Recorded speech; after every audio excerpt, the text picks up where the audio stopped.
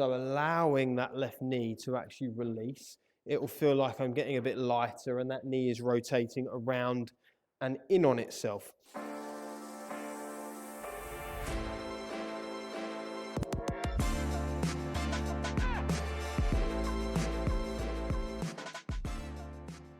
Hi everyone and welcome back to my channel. In today's video, I'm going to be talking about how I can help senior golfers perhaps hit the ball a little bit further. Now, I was tasked with this video from a member of our golf club who asked me that question: how would I help a senior golfer hit the ball a little bit further? Now, that is an open-ended question for sure, because it is down to each individual. But there are a few common things that I see and that I really think could help. So of course, the first thing we normally see is a lack of turn. And I get a lot of people that come to me and say, Jay, I just can't turn anymore. Please don't ask me to turn anymore. I can't do it. I don't think I'm able to. Now, in a lot of cases, that could be true.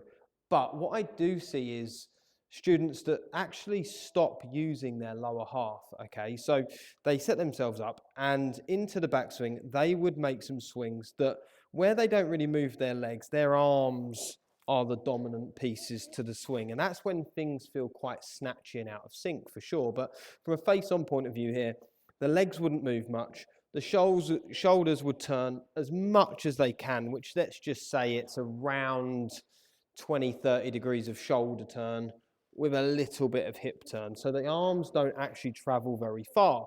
Now, there is no secret for the ball to go further or pick up clubhead speed. We 9 times out of 10 need the club head to travel a little bit further in the backswing for us to be able to generate enough speed in the downswing to effortlessly find some power. So it is actually okay for the right hip to turn. It would be okay for the right leg to actually turn out the way of itself. So from a hip motion, it's also okay for them to turn probably a little bit more than you'd think. Now, again, I see a lot of people trying to increase turn, but they forget that they're able to move their hips. So from a setup here, it's okay for this left knee to actually start rotating a bit more inwards. So allowing that left knee to actually release, it will feel like I'm getting a bit lighter and that knee is rotating around and in on itself. Now, by that knee actually rotating, I should get a little bit more out of my hips because this is freed up and turned.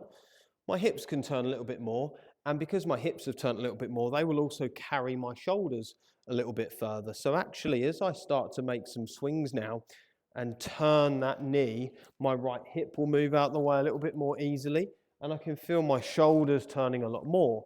If I let that knee stay locked and still, so for example, to make this a bit more obvious, I'm actually going to feel like I'm pressing it outwards and try and turn. I feel very, very restricted. I don't feel like I can get into that right hip, and I certainly can't turn my shoulders. Now, when we turn our hips and we turn our knees, turn our shoulders, it's important to understand that to make a solid contact, we still need to have our weight moving forward into the downswing. And some common mistakes I see here are, as the player would start to release the knees and hips and shoulders, they would try and get everything over their right side, trying to turn as much as they can onto that right leg. And there's a difference between turning into the right leg and turning over the right leg. So for me, I would want you to feel that as that knee rotates, as that hip rotates, and the chest rotates, I can feel there's a little bit of pressure in that right hip, right ankle. I don't need to have a massive sway over here, because something we do know is that to make decent contact, we need our bodies to be somewhat ahead of the golf ball. So anywhere between 3 to 7 inches, ideally, for a nice downward blow with an iron that's off the floor. So if I can make sure that I'm not 4 or 5 inches behind it, I won't have 7 or 8 to travel back in the downswing. So again, making some feels like as I release that left knee, release the hips a little bit more, that I do just feel like I'm doing that a little bit more central. For me, as I'm turning that, it certainly feels like my hips are moving a little bit more forward. But all of a sudden now, the club is traveling a lot further. Now, Please bear in mind that's only if you can do that. I would explore these things slowly, see if you can get a little bit more range of motion out of those movements, but that should be the first thing. Also, setup is a big one that I see. This will also aid some extra range of motion. So when the feet are set very square like this, that makes the knees point more internal, putting some blocks on how I turn into that right hip. And you can try that yourselves. I would say do this very, very slowly, but point your feet inwards and very gently just work to the top and see how far you can go. Now, I know for me, I can feel a restriction up that right shin, up that right hip, and I can't actually move. So if I actually turn my feet more outwards, I've opened up the shins, opened up the knees, opened up the hips, and I can start to turn a little bit more free. And I would say that I wouldn't be closed off to a player feeling like if they can't move, that their right hip or that right shoe is more open.